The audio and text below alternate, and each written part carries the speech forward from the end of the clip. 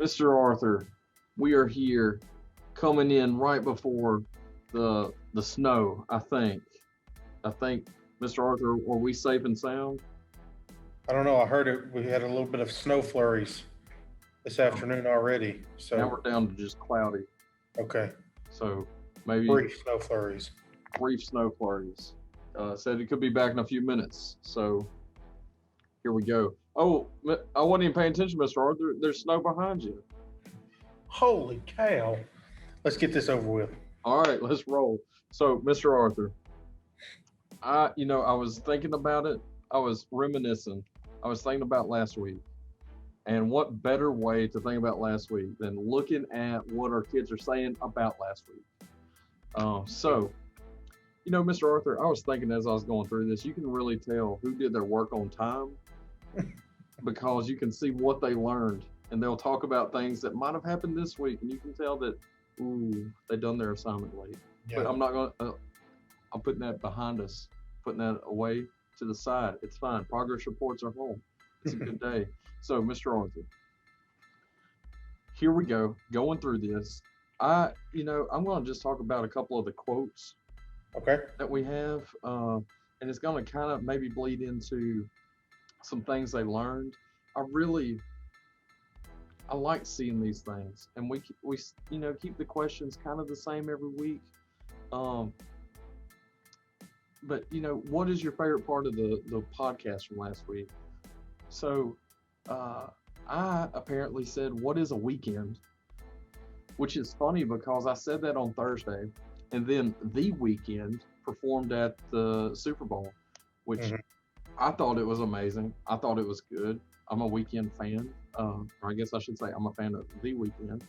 Um, some of the choreography, I don't know, it wasn't really.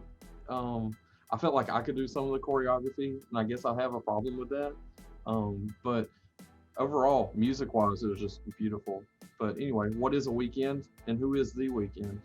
So, Mr. Arthur, people liked that we talked about trying to find kids' passion in life and trying to relate that back to agriculture, which I think that's something that me and you really stand by.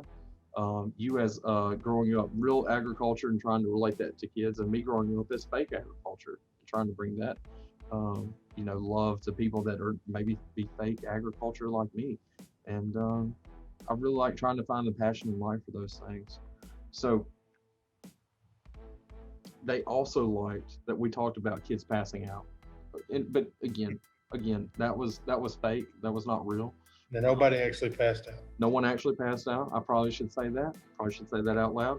No one actually passed out. Mr. Arthur was just giving a dramatic retelling of how freshmen uh, be acting when they see a carcass, which is just pre chicken. Like it's just a pre 8 piece. Like that's all that we were doing.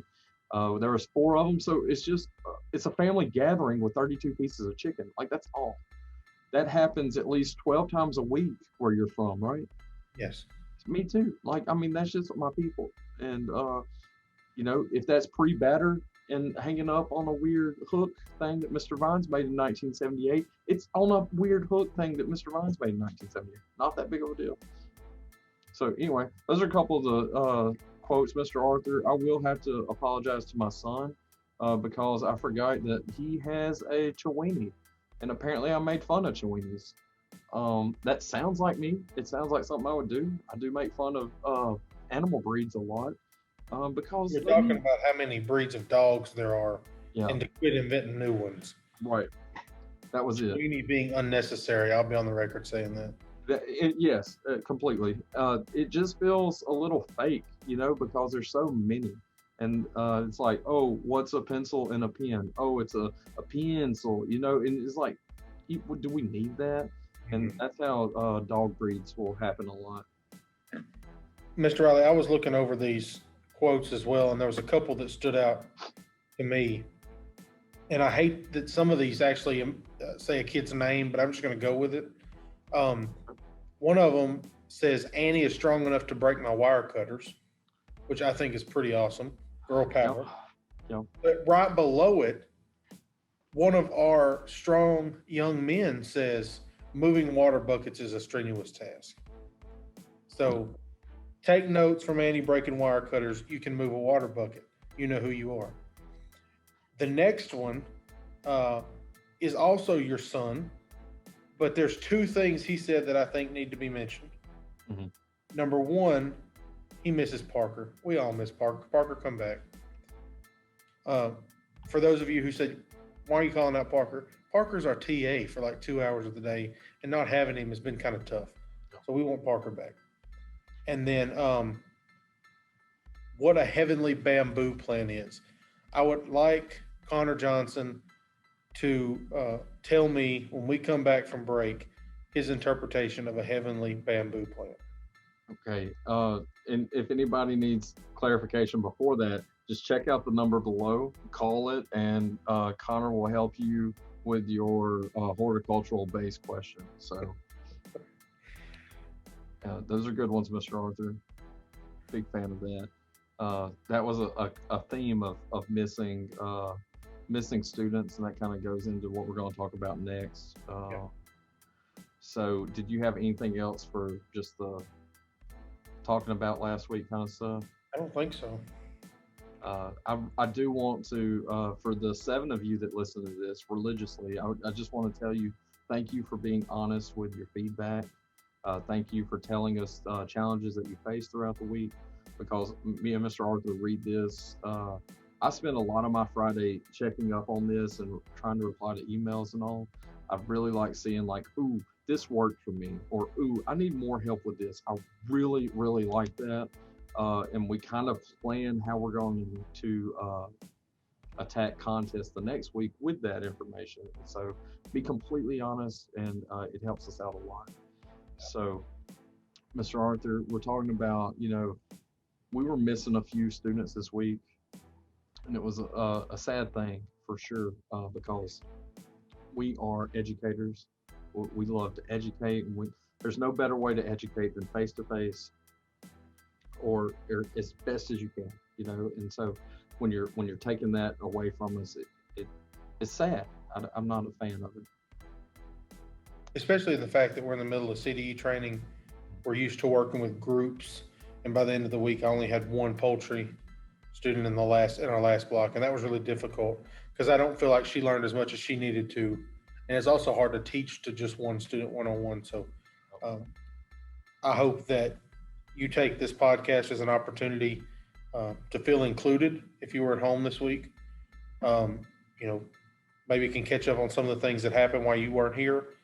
Know that we missed you, but also know that because you weren't here, it's very important that you check up on your Google Classrooms and stay up to date with the material that we're posting, because rolling into something we're going to talk about later, CDEs are coming up very quickly. So stay on top of it. If you have any questions, send us an email, and if we have electricity this week, we'll answer it. Yeah. Sounds like a plan. So, Mr. Arthur, most evenings, you see the moon, it moves on, it signifies night, even though it can show up during the day. And, it's kind of special when you see a moon bright and early in the morning, about what, 7:57, something like that. So, Mr. Arthur, tell us about a time, I don't know, maybe this week, where our morning started with a moon. Yeah, so Tuesday morning, about 7:45, we're standing out on duty, waiting on our lovely students to walk in the door, and here pulls up Donnie Moon. And so we had a 4-H meeting on Tuesday morning, and Mr. Moon went over a lot of good stuff. I put this in the meeting notes to tell you this. Several of you haven't paid your 4-H dues yet, and I know that it is February, but the big 4-H event is in the summertime, and we would love for some of our students to compete for us to also compete for Mr. Moon and Miss Shirley at 4-H University this summer. So we did start our morning with a moon on Tuesday, but we said that to say, please get in your $10 4-H due so you can compete for Mr. Donnie and Miss Karen at 4-HU this summer. Guys, I'm sorry. I didn't know he was going to use that as a plug to get you to pay your dues. I'm sorry. I feel like that's on me. But I would also like to say, Mr. Arthur, by doing that, there are some opportunities that 4-H has that FFA doesn't have. There are some different avenues of fields of study that 4-H covers, and so maybe if maybe you have many different talents and many different interests, maybe there might be a 4-H competition that is perfect for you for your one of your many interests. Mr. Riley, I might have to pause you for just a second. I'm getting a call from Washington, D.C. It may be somebody at the White Oh my House. gosh. Take it, and Oh, then I'll be please, right please, back. Mr. Arthur, yes, yeah. Hello.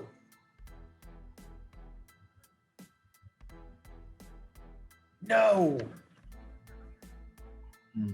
Oh, thank you so much. Yeah. All right. Tomorrow at 8. Okay. Okay, It was Rachel at IRS Services. okay, It was man. okay. Mr. Arthur, I thought it was a tropical vacation, and I was going to say, let's do that now. Tropical vacation would be nice. They're going to garnish my wages. Oh my gosh. Oh man. So, away from garnish and food science and stuff, let's go back to, all right, Mr. Arthur. That's really the 4-H segment. So, you put in here that we had a cheesy week. Now, I know I tell bad jokes, but I don't think that's what you're going for here. No, this week it didn't all happen on the same day because of schedules and people being out. But our milk quality and products team that normally would taste cheeses and milks for their contest this year, their contest has been altered a bit. It's more of a testing type contest due to being virtual. But I thought that our students should still get the same experience of at least getting to taste some of these cheeses, maybe give them a little bit of a hook for next year, then wanting to come back and compete. And so I went this past weekend and bought, I think, about 12 of the 19 cheeses in the contest. Can you believe I forgot cream cheese? I could get that anywhere, but I just forgot it. And so I got 12 of the 19, and we tried them. And there were some that made students gag. There were some that students hated. And what I think is so funny, and we talked about it today, was we were sitting out in the back of the shop at our octagon picnic table, and I was, going over each cheese and the fat and moisture content and telling them about the cheese and how to identify it. And we got to Swiss, and I cut up Swiss, and it's obviously the cartoon cheese. It's what everybody sees in cartoons. It has holes in it, and we were talking about the gases getting trapped and creating those holes. And Miss Madison Green took a bite of it, and I thought she was going to throw up on me. She was over it, and she said, "That's worse than blue cheese." Agreed. And I have to agree with her. It is the worst. Yep. I can't stand eating cold Swiss cheese. Now, on a Philly cheesesteak, Yep. It's top notch, right? But in eating it as a piece of cheese it's tragic, Mr. Riley. The worst. It's It tragic. tastes like feet. I mean, it is just not a fan, Mr. Arthur. So, Not a fan of that at all. I do have one point of correction, if you Yeah. don't mind. Mr. Arthur, it's not an octagon picnic table. It's an octagonal picnic table. oh, I'm sorry, octagonal. Octagonal. What did I say, Per, octagonal? Did I say octagonal? I, I think octagon. Mr. Arthur, I talked to the builders of said picnic table. We refer to it as octagonal. Okay. I just couldn't remember what I said. It's fine. It's fine. Again, just a minor correction. I don't want to get the hate mail. I don't want people blowing up my son's hotline later, Yeah. getting mad. The backlash is just immeasurable, really. So, Mr. Arthur, this I would like to talk about a little bit. Yeah. We had, back in the day, would this be correspondence class? Something like that. We had it set up where one of our members was able to train virtually with the delivery or with the silent pickup of his electrical board. And I think that was just, giving us a curveball and then just trying to make the best of it kind of situation. And I think it really defined my week. I had to, at one point we forgot, 12-3 and that kind of stuff. And so we're subbing out things and we had to make drops and pickups and that kind of stuff. So we wouldn't, disperse and break quarantine and that kind of stuff. But I think we did it one safely, and two, it really added a new layer to his training and being able to get ready so that this week was not a bust for him. There was definitely an increase in problem solving, and I'm not sure how I'm trying to word this, but his capability now for problem solving is far surpassed what it has been in the past, because you had to work tirelessly with him to make sure things were right, and so that's dedication. That's all I can say. It's dedication, and it's one of those things that's what contest season is to me. It's those situations that I just love about it, because it gives kids opportunities that you wouldn't have anywhere else. Mm-hmm. He, like you said, his problem solving was not just how do I make this scenario work within the studs on this fake wall section for my electrical panel, but it's tripping the breaker in my actual house. How do I fix that problem? And it was real life, and it was so good. I mean, that's really what education should be. Just a lot of problem solving, because problems don't stop when you graduate. No, they most certainly do not. So, Mr. Arthur, do you have anything else from the week? I don't think so. I think we have a little bit of FFA news to talk about if you want to start rolling into that. Last week we talked about it, and I did leave a question on the form from last week. If you don't mind, Mr. Arthur, before we leave, let's just knock out the form so I don't make any more mistakes on it. Okay. But I did leave that whole thing about Bryson in there again.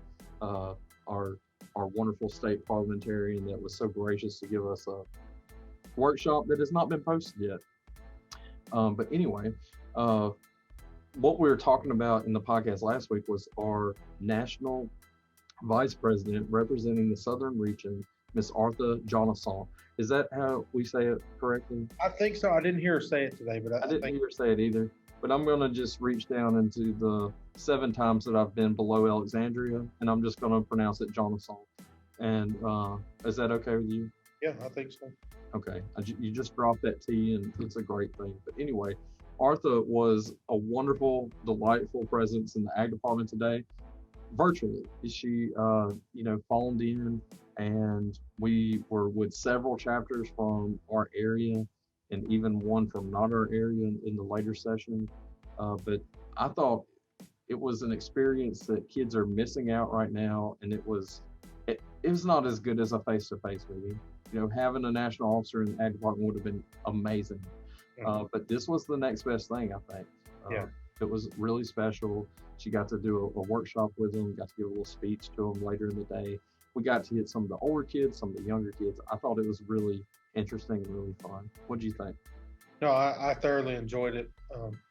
We talked about, and I even talked to some of the students that, they enjoyed the workshop, and they said, she did the best she could being virtual. And I couldn't agree more. We had, some issues with technology that we told our students about today, but I thought our students did an excellent job. They were, for the most part, into what she was doing. I thought her speech in the afternoon was awesome. And the fact that we didn't get to see her one time with one class, but, multiple times today, she was here with us. And like you said, I think it would have been awesome to have her in the ag department. But, in the COVID world we live in, this was definitely the next best thing. Mr. Arthur, I've been teaching the ag for, this is, I think, year number 8. I can't remember. That's only my second, personal experience with a national officer, I think. Well, outside of, just weird meet and greets at state convention, national convention stuff. Yeah. But, in the ag department situation, I think that's only the second one. And it was definitely a special thing. It's definitely something that I'll remember. And I know the kids will remember too, we tell our students all the time that there's nothing that you can't attain. There's nothing that you can't do. And I hope one day that we get to have a national officer. I think that would be, I think that's every ag teacher's goal. But I've spent time with them, with several national officers through, FFA camp and that kind of thing when I was working with the state office for that short time. And they're just good people always, and so I hate that our students got to miss out on that today and getting to see how normal they are. Hmm. They're just another student. But I thought Arthur did an excellent job with engaging with our students. Yeah. The students that were engaged with her will have something to remember for the rest of their FFA career. Right. So, kind of, goes from, I used to say that we're covering local, area, state, whatever. Starting at national, working our way down. We have state competitions coming up, Mr. Arthur, and Yes. I have my CVE binder here. I'm going to bore them with some dates that they're not going to listen to. Okay. I'm just kidding. I'm not going to read this. I could read off this calendar. I want to show them the calendar, and then they can do whatever they want to with it. But this, if you're ever wondering what happens in an ag teacher's life, this is our calendar. This is March. In 2 weeks, this is what it looks like. Mass chaos. So if you want to know when your competition is, for one, you probably should have listened because we might have covered it in class. Two is we'll be covering that when it gets closer to the day. We'll be setting up times with your teachers and all next week that we are at school, because basically for those of you that are going to be competing, it will be your third and fourth block that day. We're only doing one competition a day, but for any of those that are competing in those first 2 weeks of March, you'll come to the ag department third block, and y'all will be with us for third and fourth block. And I think me and Mr. Arthur figuring out ways, make sure you'll be fed and happy to go. So be on the lookout for that. And well, Mr. Arthur, I guess that kind of builds into the second thing, or the last thing. Yeah. You want to handle that? Yeah, sure. So next week we roll into winter break. If you've looked at the forecast or you heard us talking about it today, it is supposed to be super cold. So if you are locked up in the house with nothing to do, and I say this in all seriousness, please keep yourself as sharp as possible on that CDE material while we're out. I know it's your break. I get it. It's our break too. But don't come back cold on that material. And I wrote in our notes, literally, you're going to be cold. We get it. But for real, don't go completely cold on that material. Keep yourself sharp, because it's going to be so hard for us to get you back sharp with the 1 week that we have left. So if it's taken a test 2 times while you're out, just to keep your mind sharp, please do that. We've got those random tests posted. We've got stuff on Google Classroom for you to look at. If you need a set of cows to judge, shoot us an email and we'll send you the livestock judging information to log into. Because if you don't keep your mind sharp, then the week we come back is going to be pretty tough on you, because we're going to be tough on you anyway, trying to be sure that we're ready. So keep yourself sharp. And if you have any questions, like I mentioned earlier, if we have electricity, we'll respond to your email. Mr. Arthur, I can just, you see you're watching the snow, you got the window open, blinds back, watching the snow, and you're just reading that 2016 state test, just getting ready for it. Just, oh man, wow. Looking at random animal science, plant science, and just breathe in, it'll warm you up. So try that. I don't know. It can't not help, So, Mr. Arthur, do you have anything else? I don't think so. All right. Are we in danger of running over? Nope, I think we're good. Okay. Mr. Arthur, as is tradition, I have a little quiz for you. As is the tradition most weeks, I'm going to act like you almost have a clue who this is, because there's a chance you do. And the amount of pop culture knowledge you have, Mr. Arthur, is always it surprises me every week, the amount of pop culture knowledge you have. But sometimes you have more than I think. I'm not downplaying it. But Mr. Arthur, the Fray, have you ever heard of them? Yeah. Yeah. Okay. You know how I heard of them? Huh? You know why I've heard of them? Why? Because Annie was talking about them in practice today. Was she? Okay. Well, I When really, in all seriousness, I've heard of them before. okay, I thought you should have, um, because back in the year of what was it, about 2005, and there was a certain TV show storming the world. It was Grey's Anatomy, and there was one song that blew up on Grey's Anatomy. Can I And guess it? Can I guess it? sure, Mr. Arthur. How to Save a Life? Oh my gosh! Wow, I'm so glad that was not a quiz question because that would have just popped the balloon I had. Anyway, Mr. Arthur, Mhm. the Fray. Okay. They are an American rock band. They were formed in 2002 by schoolmates Isaac Slade and Joe King. um, well, anyway, they achieved success with the release of their debut album, which was entitled How to Save a Life. That was 2005.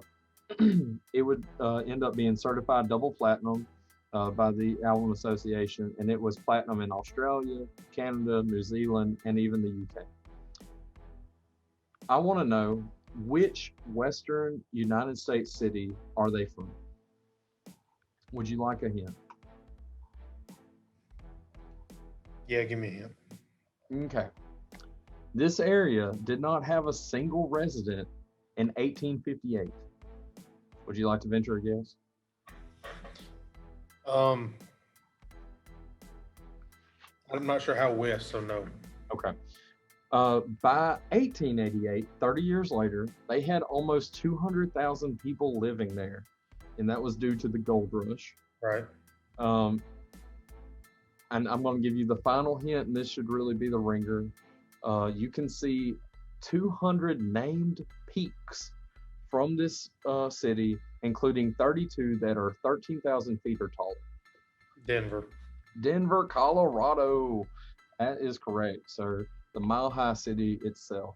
Hmm. Do you know that they have 300 days of sunlight there? I don't even know what that means. I thought I had sunlight every day. But visit Denver.com really wanted you to know 300 days of sunlight. I'm proud of them. I have no idea what that means. Anyway, so the band's first single Mhm. was not How to Save a Life. Okay. It referenced what form of mass transit. Okay. Okay. Would you like to venture a shot in the dark guess, like with your Brooklyn guesses and stuff? It's transportation. It's a form of mass transit, mass transportation. Well, I was gonna say subway, but in Denver, I don't think that's a thing. Okay. I mean, would it be something you would see in Denver? I honestly don't know, Mr. Arthur. I know they have the weird airport, and I know they have the Broncos, the Rockies, and the Avalanche, and that's pretty much my Colorado knowledge base. So I'm going to go on to the hint, Mr. Arthur. The mass transportation thing I'm talking about, it uses railways. Mm-hmm. In America, it was first seen in New York City, but then it was replaced due to it being cumbersome. They are still famously used in a certain Californian city. Mm-hmm. What we got? You're talking about San Francisco Mm-hmm. cable cars.